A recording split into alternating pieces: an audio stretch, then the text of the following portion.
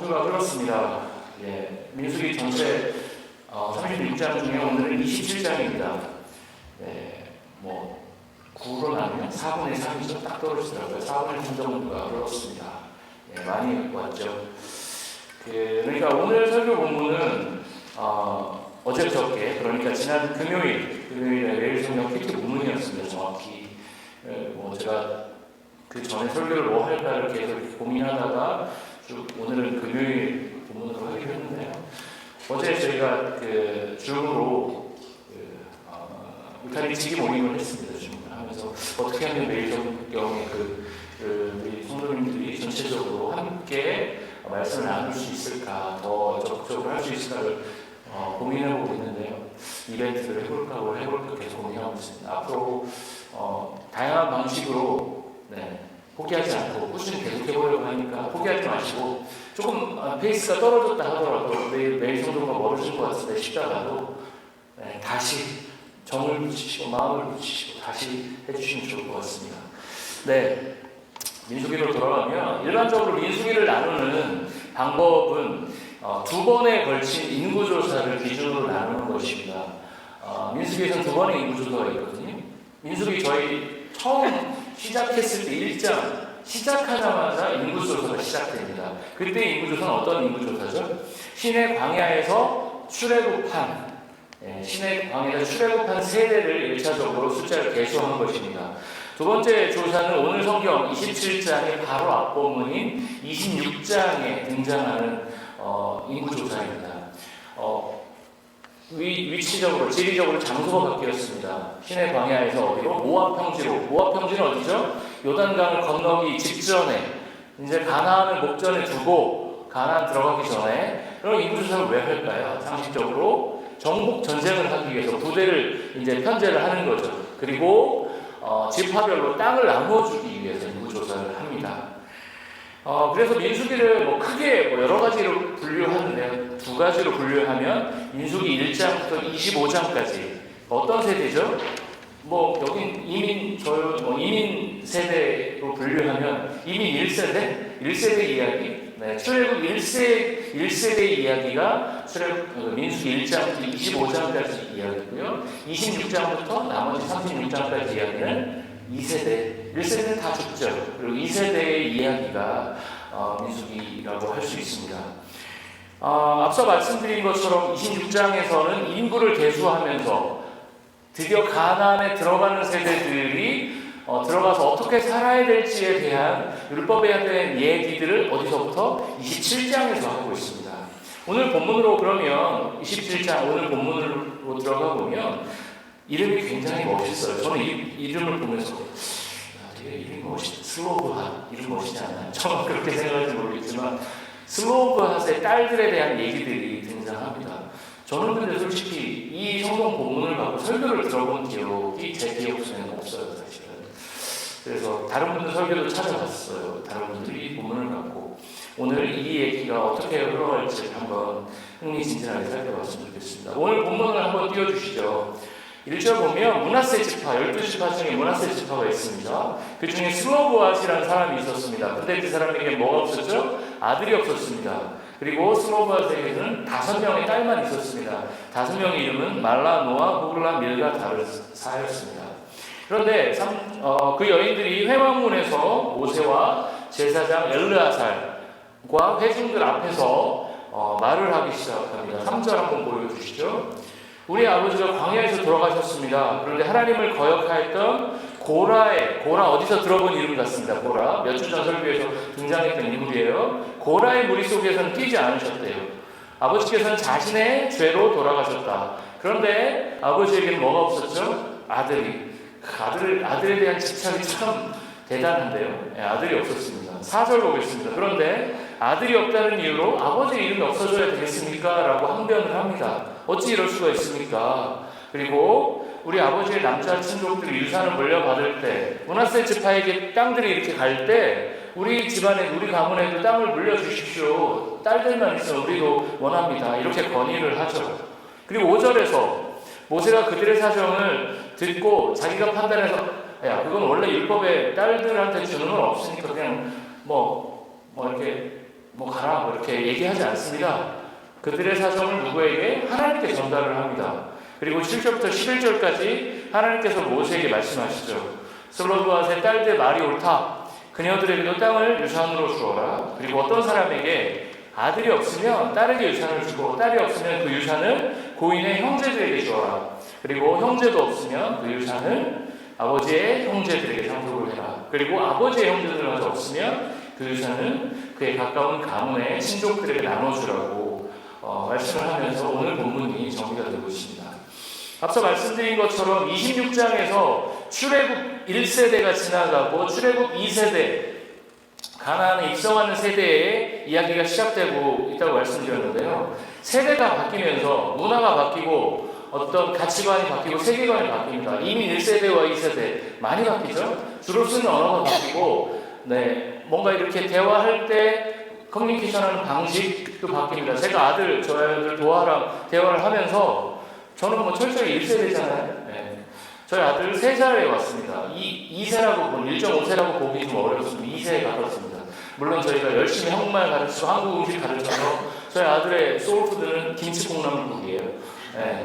김치콩나물 빵을 한 2끼 먹으면 김치콩나물국 먹어야겠다고 이렇게 얘기합니다. 왜냐하면 문화적 음식의 동질감을 느끼려고 한국식 몸에 좋으니까 계속 열심히 가르칩니다. 말도 가르치고. 그렇지만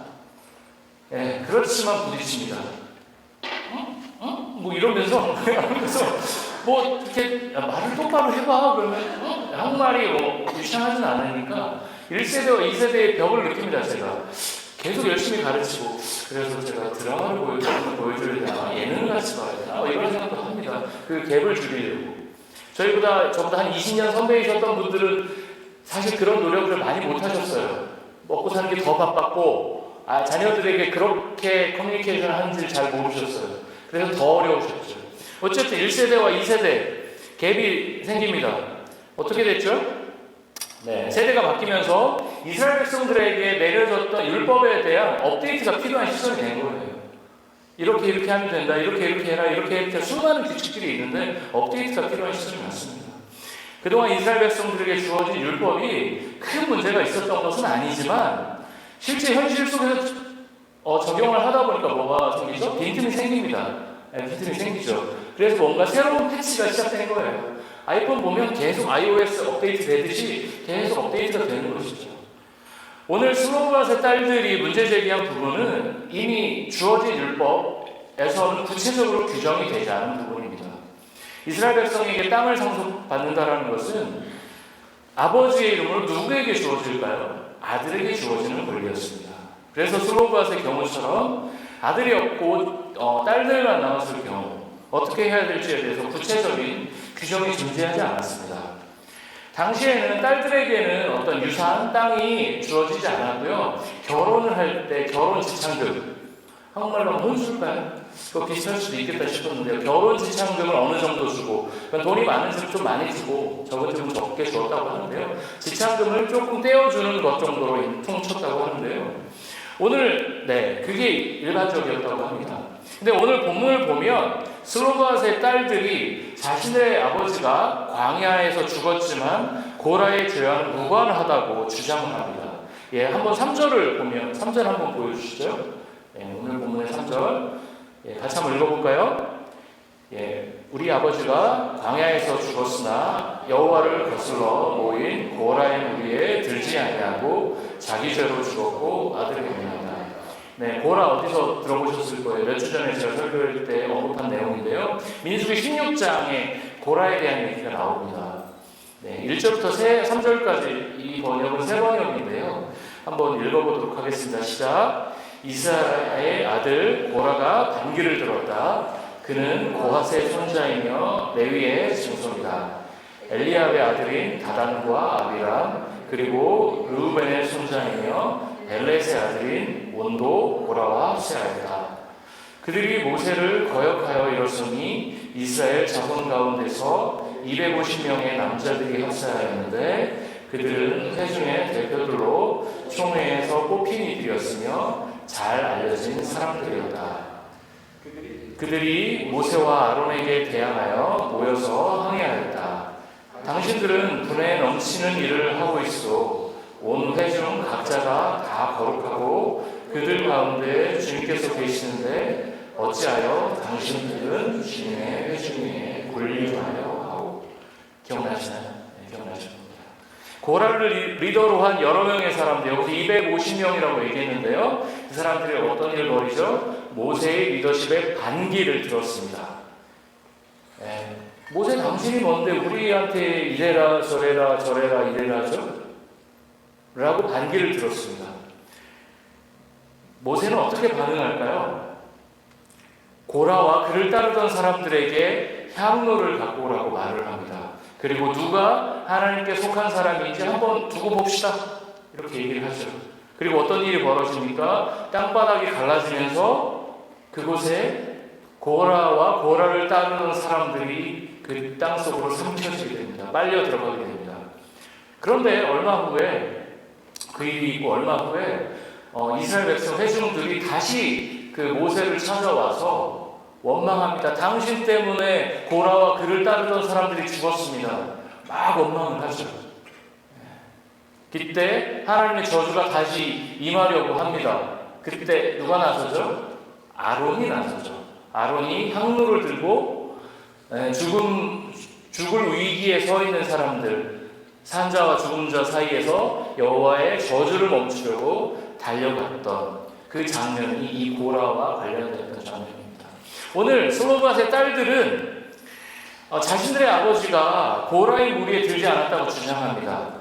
즉 아버지가 고라의 무리에 들지 않았고 하나님께 반역하는 죄를 짓지 않았기 때문에 땅을 유업으로 남길 자격이 있다는 것을 강조하고 있는 것입니다.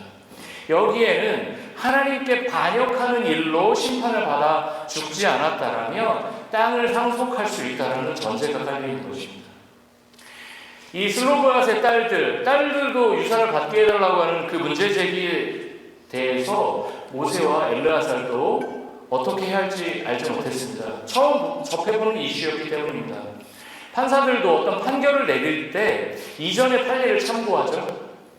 모세와 엘르아살도 이전에 비슷한 사례가 있었으면 그거에 비추어 이렇게 하겠다라고 얘기했을 거예요. 그런데 그런 판례가 없었기 때문에 어떻게 합니까? 하나님께 직접 묻습니다. 그리고 하나님은 결국 슬로바스의 딸들의 손을 들어주었습니다. 여기까지가 오늘 설교의 본문의 배경과 스토리와 맥락이라고 할 수 있습니다. 저는 오늘 이 본문 슬로바스의 딸들의 요구, 주장, 간청에 대해서 두 가지로 나누어 보려고 합니다. 이야기로 나눠보려고 하는데요. 우리가 사랑하고 우리가 속해 있는 하나님 나라 공동체, 교회가 가야 할 길에 대해서 그 두 가지 특징에 대해서 살펴보려고 합니다. 첫 번째는 하나님 나라 공동체는 어떤 왜곡된 질서를 뒤엎는 변혁의 공동체였다는 것을 말씀드리고 싶습니다. 제가 좀 전에 하나님 나라 공동체는 왜곡된 질서를 뒤엎는 변혁시키는 변혁의 공동체였습니다라고 말씀드렸습니다. 왜 였습니다라고 과거형을 붙였을까요? 지금은 교회가 그 역할을 잘 못하고 있다는 저의 현실 인식이 반영된 문장입니다. 오늘 본문을 통해서 보면 슬로바스의 딸들은 자신들이 딸이라고 해서 유산을 받지 못하는 것은 옳지 않다고 주장합니다. 그러나 이 시점이 어떤 시점인지를 우리는 기억해야 합니다. 어떤 시점이죠? 요단강 동편에서 모압 평지죠. 요단강만 건너면 바로 가나안 입성하던 시점이었습니다. 그런데 입성하기 전에 어떤 일들이 있었죠? 정탐을 보내잖아요. 12명의 정탐꾼이 가서 가나안 사람들, 지금도 전쟁을 하기 전에 인공위성, 정찰위성을 띄워서 저기 어떻게 준비하고 있는지, 남과 북은 끊임없이 서로 정찰하죠. 서로를 위해서 간첩도 보내고 정찰을 하면서 어떻게 전쟁 준비하는지를 계속 살피죠. 마찬가지로 정찰 부대를 12명을 보냈습니다. 아시는 것처럼 여호수아와 갈렙을 제외하고는 우리는 저 사람들의 상대가 되지 않습니다 라고 얘기합니다. 기골이 장대한 안악자손 같은 사람들이 가난한 사람들이었습니다. 그에 비해 이스라엘 백성들은 메뚜기 같아 보였다고 할 정도였습니다. 그래서 오늘 본문 직전에 민수기 26장은 인구를 계수하면서 그래도 가나안 백성과 싸워서 그 땅을 정복하자라고 하면서 전투를 준비한 것입니다. 인구 계수, 하는 장면이 26장에서 나오는데요. 20세 이상의 사람만 세는 방식인데요. 여기서 사람이라고 했을 때 누구죠? 여성은 포함되지 않습니다. 20세 여성은 포함되지 않습니다. 20세 이상의 남성만 포함됩니다. 전쟁을 직접 치를 남자만 계산이 되는 것입니다. 이런 전쟁을 앞두는 시점, 여성이 뭔가 대우를 받기에 좋은 시점입니까? 결코 그렇지 않습니다. 그 어려운 시점에 슬로바스의 딸들의 주장은 너무나 파격적인 주장이었습니다. 당시 고대 근동의 문화적 배경, 그 배경에서 여성들이 자신들의 주체적인 어떤 재산권을 주장하는 것은 어떻게 보면 씨도 안 먹힐 만한 주장이었습니다. 여러분, 자유와 평등을 상징하는 나라, 어느 나라가 떠오르시나요? 자유와 평등, 하나 더 하는 혁명, 프랑스겠죠. 프랑스가 어떤 근대 국가에서 자유와 평등의 개념들을 민중들이 싸워서 피를 흘려가면서 많이 이루었잖아요. 그런데 그 프랑스라는 나라에서 여성들에게 투표할 수 있는 참정권이 주어진 게 몇 년인지 혹시 아시나요? 많이 아시는 분들 계시겠지만 1946년입니다. 얼마 안 됐습니다. 1946년생 많이 살아계세요. 저희 아버지가 47년생이시거든요. 얼마 안 됐습니다. 출애굽에 대한 연대에는 여러 가설들이 있지만 BC 1400년경입니다. 여성들이 어떤 존재였을까요? 자유와 그 평등과 혁명을 그렇게 기치로 내세우는 나라에서조차 여성에게 한 표의 투표권이 주어지는데 이제 100년도 채 지나지 않았습니다. 여성이 그런 주체적인 존재를 인정받은 지는 얼마 되지 않았습니다. 그런데 대략 BC 1400년경에 그 고대 근동에서 여성에게 재산권을 요청한다고요? 이건 귀신 신화를 까먹는 소리도 되지도 않는 소리였어요. 이 당시의 배경에서. 그런데 그 제안이 어떻게 됐죠? 놀랍게도 받아들여졌습니다. 우리는 이 시대의 맥락에서 이걸 읽어야 됩니다. 오늘 본문은 그게 가능하다고 말합니다. 민수기 36장 11절과 12절 한번 보여주시면 같이 읽어볼까요? 슬로바스의 딸 밀라와 다르사와 호글라와 밀가와 노아가 다 그들의 숙부의 아들들의 아내가 되니라. 그들이 요셉의 아들 므낫세 자손의 종족 사람의 아내가 되었으므로 그들의 종족 지파에 그들의 기업이 남아있었더라. 이 얘기가 뭐냐면 지금 슬로바스의 딸들에게 땅이 주어졌다는 것들을 증명하는 부분입니다. 오늘 본문에서 슬로바스의 딸들에게 약속했던 그 모세의 약속, 하나님의 약속이 신실하게 지켜졌다는 것을 우리 민수기 36장을 통해서 알 수가 있습니다. 율법이 만들어졌습니다. 이 율법이 만들어지고 아들이 없던 가문에서는 딸들이 그 아버지의 기업을 잇고 땅을 유산으로 받게 되었습니다. 사실 아들과 딸이 부모의 재산을 차별적으로 받는 것, 이게 정당한 일입니까? 부당한 일이죠. 이 시기는 전쟁의 시기이기 때문에 남자에게 재산이 더 주어져야 된다라고 주장하는 분들이 있을 수도 있습니다. 우선권이 주어져야 된다라고 생각할 수도 있습니다. 그러나 그게 합리적일까요? 전쟁을 남자만 하나요? 전쟁을 앞에서 총 들고 총 쏘고 하는 사람들만 하는 게 전쟁일까요? 그렇지 않습니다. 쉬는 시간에 뭘 해야 되죠? 밥도 먹어야 되고요. 무기를 만들려면 그 무기는 남자들 손으로만 만드는 게 아니고요. 여성들도 함께 참여합니다. 전쟁은 총력전입니다. 아이들까지 달려들어서 함께 싸우는 게 전쟁입니다. 최전선에 남자만 있다고 해서 남자에게 모든 재산의 우선권이 주어지는 것은 옳지 않습니다. 왜 그러면 이렇게 물리적인 어떤 성별의 차별이 주어졌을까요? 자신보다 물리적으로 약자인 여성을 지배하고 통제하려는 남성들의 죄된 본성 때문입니다. 이건 저도 남성이기 때문에 제가 설명하지 않아도 저의 본능적으로 많이 느낍니다. 우리는 누군가를 통제하고 싶죠. 내가 말하면 막 그 사람이 굉장히 이렇게 자신의 말을 존중하며 따르길 원합니다. 여러분 군대에서 왜 이렇게 많이 막 때리고 예전에 그런 일 많았잖아요. 때리고 기합 주고 막 왜 그렇게 하는 줄 아시나요? 잘 아시겠지만 잘해주면 솔직하게 얘기하면 제가 군대에 있을 때도 제가 굉장히 따뜻한 고참이었거든요. 잘해주면 무섭게 하는 고참들보다 저한테 잘 안 합니다, 대표님들이. 예, 그게 사실이에요. 그러니까 뭐 이렇게 막 때리기도 하고 막 머리도 박게 하고 더 심하게 말도 하면서 갈고 가면서 갑니다. 네, 그게 우리의 죄된 본성이에요. 누군가를 통제하고 싶고 자기 마음대로 하고 싶은 욕구가 있는 거죠. 근데 그게 남자들이 바깥에서 그렇게 하면 어떻게 됩니까? 또라이 소리를 듣죠. 법적으로 처벌을 받죠. 네. 가스라이팅을 막 하려고 하면 당신 뭐야? 이런 소리를 듣겠죠. 미친놈 아니야? 이런 소리를 듣겠죠. 그렇게 하니까 어떻게? 집에서 여성들에게 자기 와이프에게 하는 겁니다. 굉장히 못되고 죄되고 정말 나약하고 잘못되고 정말 그런 욕망이죠.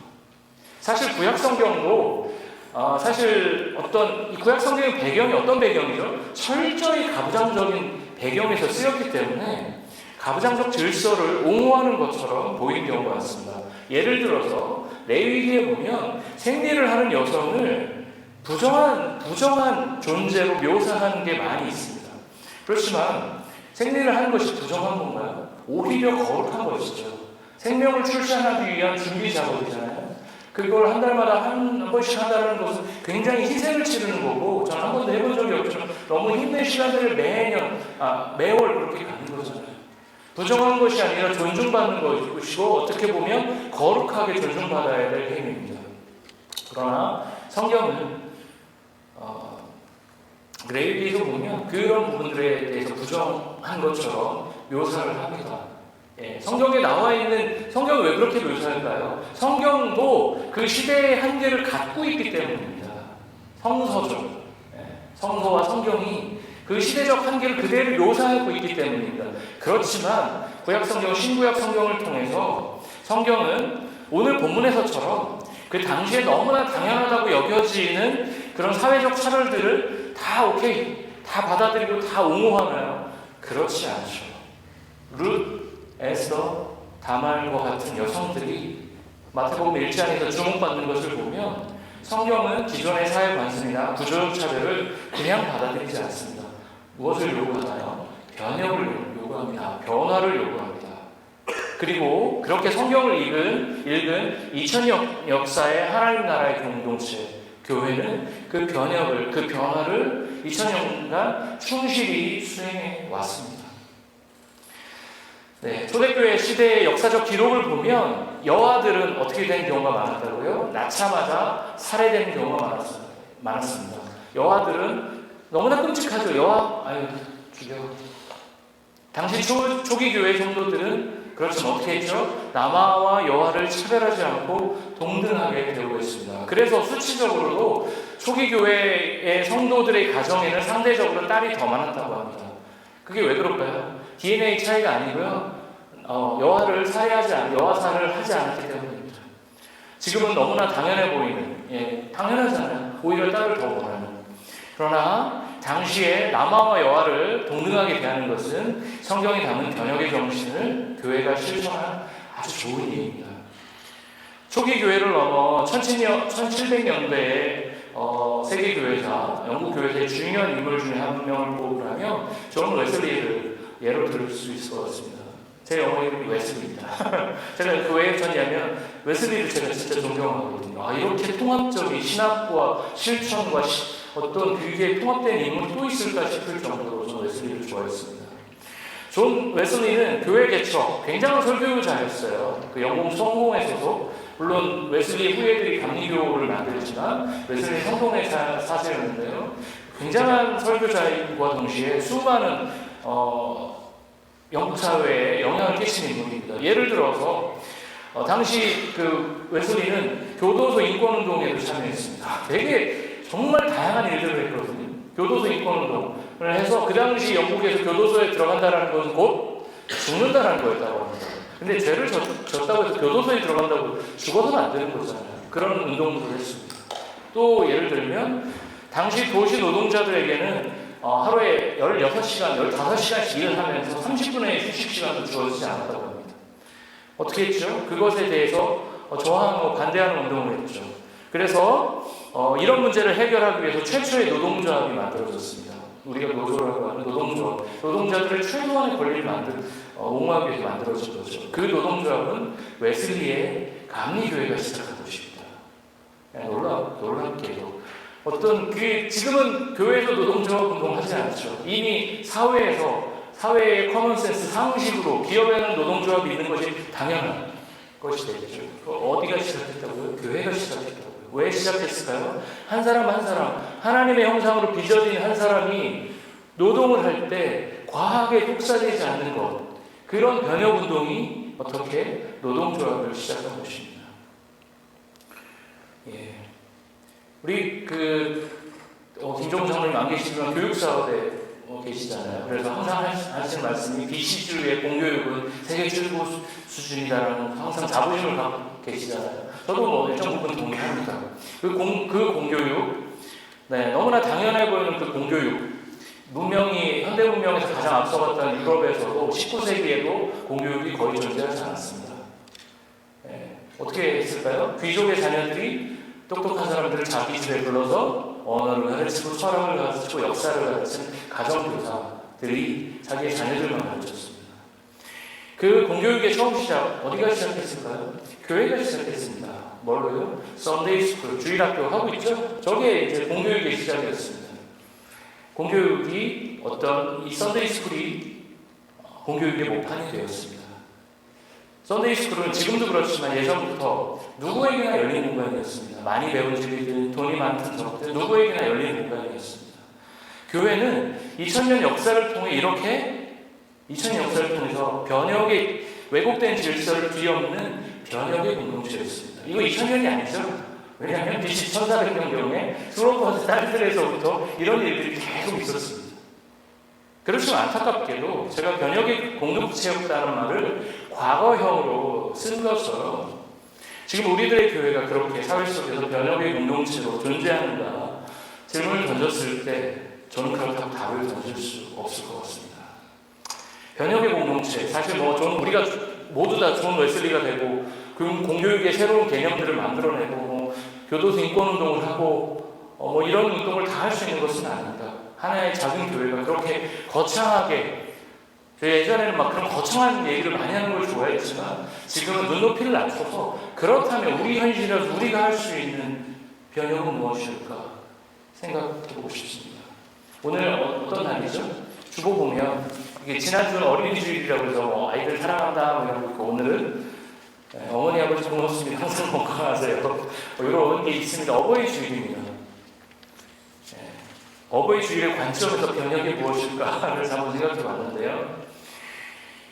한국의 가정으로 우리의 눈높이를 쭉 낮춰서 슬로브아의 어떤 변혁의 문제를 우리 현실 한국 가정의 문제로 보면 많은 가정들, 저희 집도 비슷했던 것 같고요.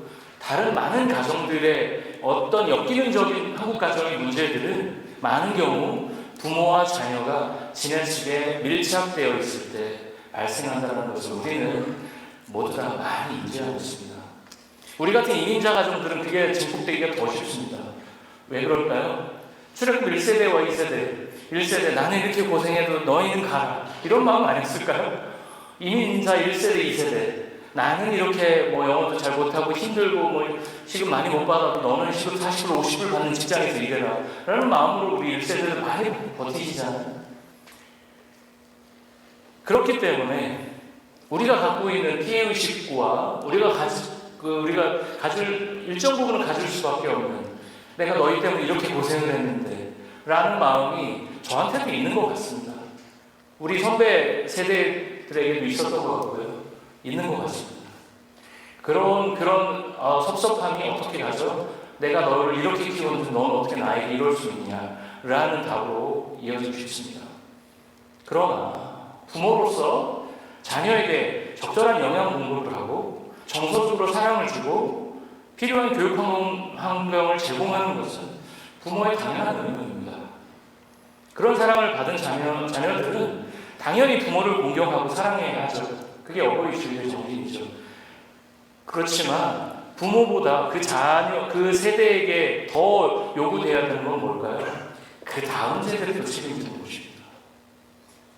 우리는 우리는 자녀에게 최선을 다하되 그 자녀들은 우리에게 리워드를 하는 것이 더 중요한 것이 아니라 그 세대는 그 다음 세대를 책임지는 것입니다. 내가 사랑받은 만큼 아니 그 이상으로 다음 세대를 우리가 또 책임지는 거죠. 그런데 우리가 자녀가 성인이 되었는데도 이 자녀들을 정서적으로 떠나보내지 못하기 때문에 흔히 얘기하는 부부 갈등이 발생하고 가족 안에서 여러 어려운 문제들이 발생하는 것 같습니다. 저희 딸이 이제 5살 됐잖아요. 저는 벌써부터 걱정이 되더라고요. 완전 땡겨서 내가 얘를 보낼 수 있을까? 제가 주일날 예배를 드리러 오기 전에 일주일에 한 번 이런 옷을 양복을 넥타이를 딱 매면 아빠가 그 딸이 싹 들어옵니다. 저희 아들은 저에게 전혀 관심이 없어요. 운동할 때 빼고는. 딸이 와서 아빠 너무 멋있는 것 같아. 이렇게 진심으로 정말 그렇게 얘기를 해주면 아 그래 고마워. 제가 그래서 한번 하루에 한 20번 또 우리 아들 딸 우리 아들 안 하죠. 우리 딸 이렇게 안아줍니다. 내가 얘를 보낼 수 있을까? 자녀를 이 사랑하는 딸을 내가 아빠 이 사람이 내 남자친구야 라고 데려왔을 때 내가 얘를 보낼 수 있을까? 벌써부터 두렵습니다. 솔직히.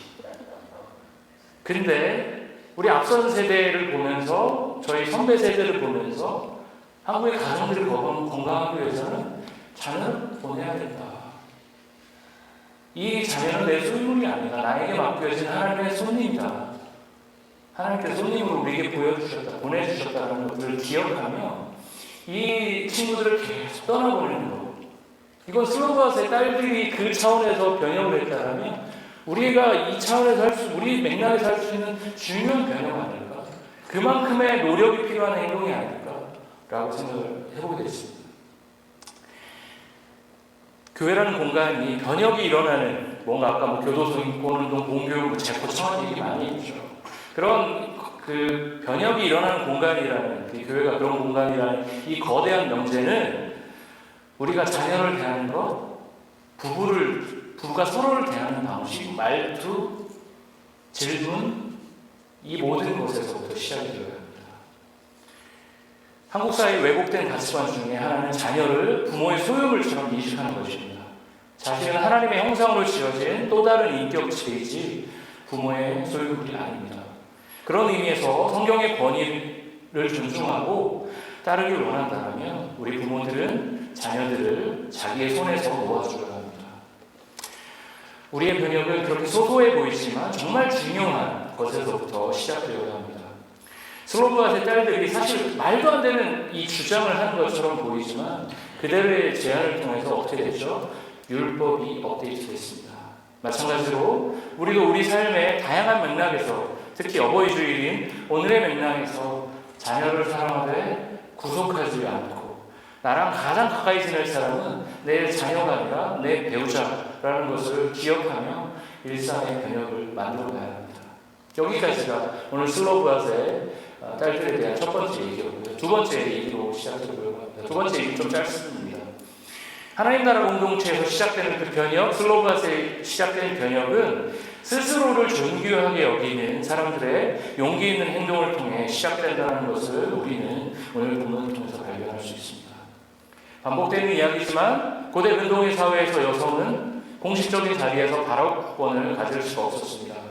여성이 뭔가를 주장한다는 것은 상당히 드문 일이었습니다.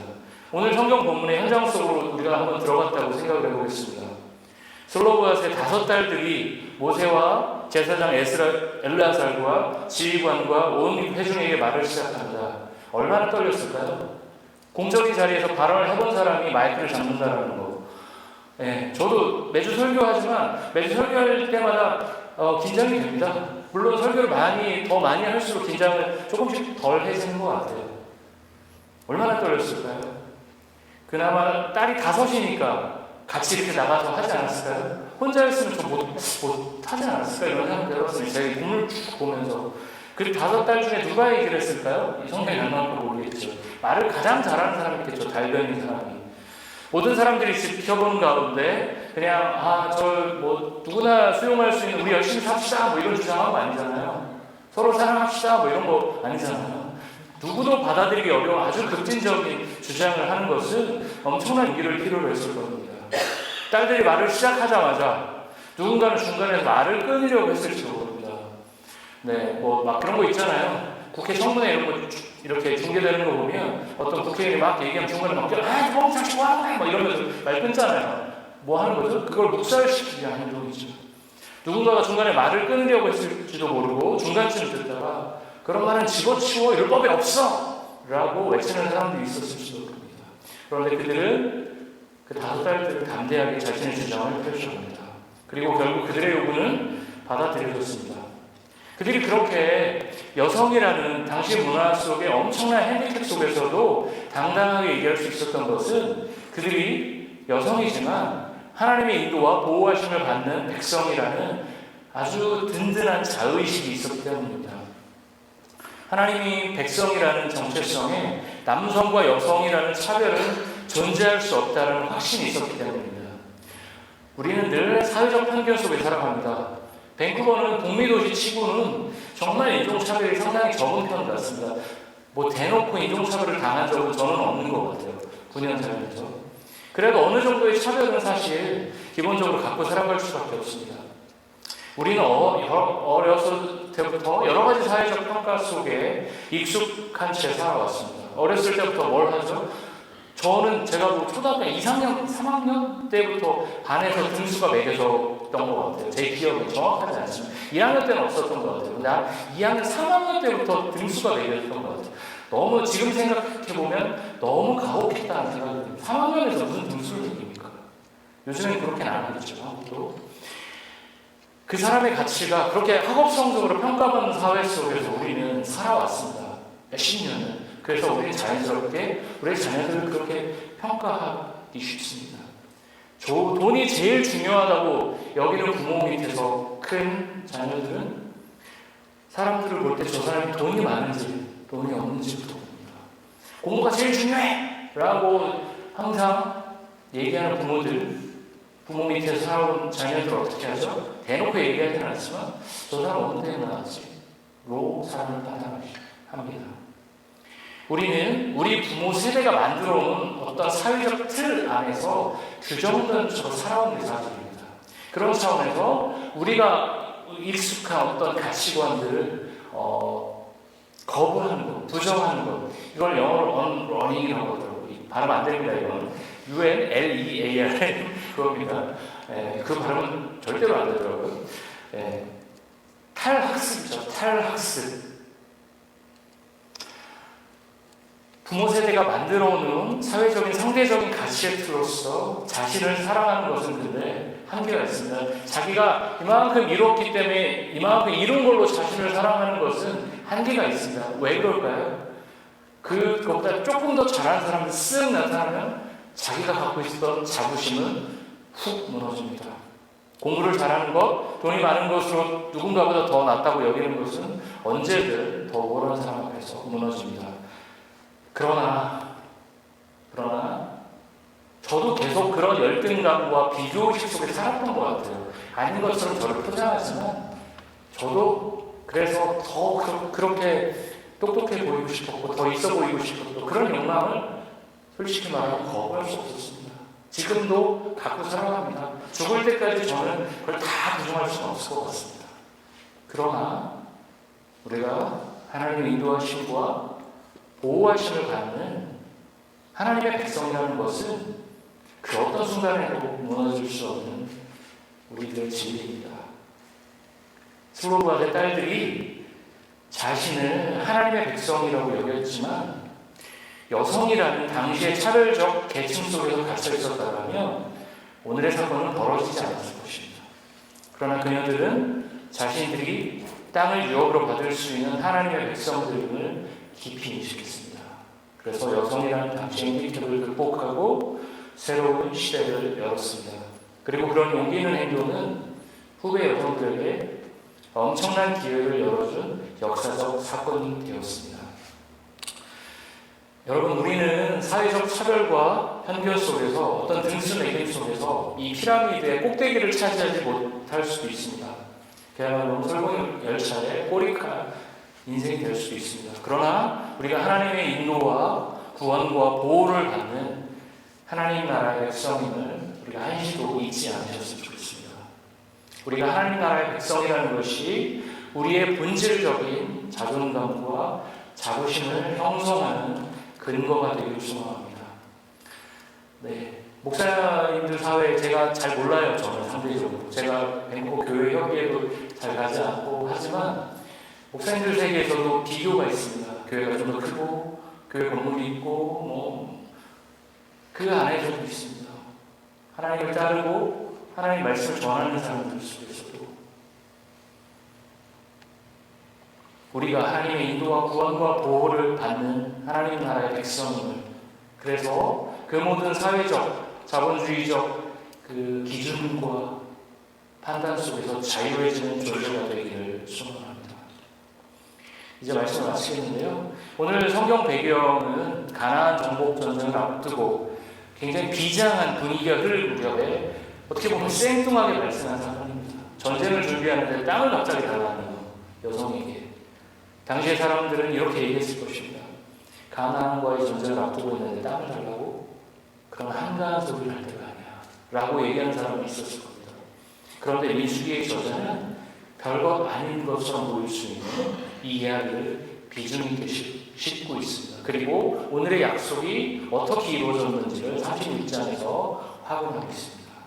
이것은 교회, 하나님의 공동체가 가나안 정복이라는 거대한 프로젝트를 앞세우면서 일상의 어려움들을 무시하는 공간이 아니라는 것을 보여줍니다. 교회는 우리 일상, 가정 안에 있는 왜곡된 가치들을 하나씩 변혁해가는 공간입니다. 그런 작은 변혁들이 쌓이고 쌓일 때 교회 바깥에 있는 사람들이, 우리 같은 성도들에게 물을 것입니다. 아니, 당신은 어떻게 그렇게 살 수 있어? 어떻게 자식들을 그렇게 사랑하면서도 자식들에게 그렇게 집착하지 않을 수 있어? 이런 질문을 받는 우리 주변의 교회, 우리 성도님들 되시기를 기도합니다. 마지막으로 우리는 우리 스스로를 소중히 여길 필요가 있습니다. 우리는 하나님 외에는 누군가에게 종속된 존재가 아닙니다. 우리는 하나님의 보호를 받는 하나님 나라의 백성들입니다.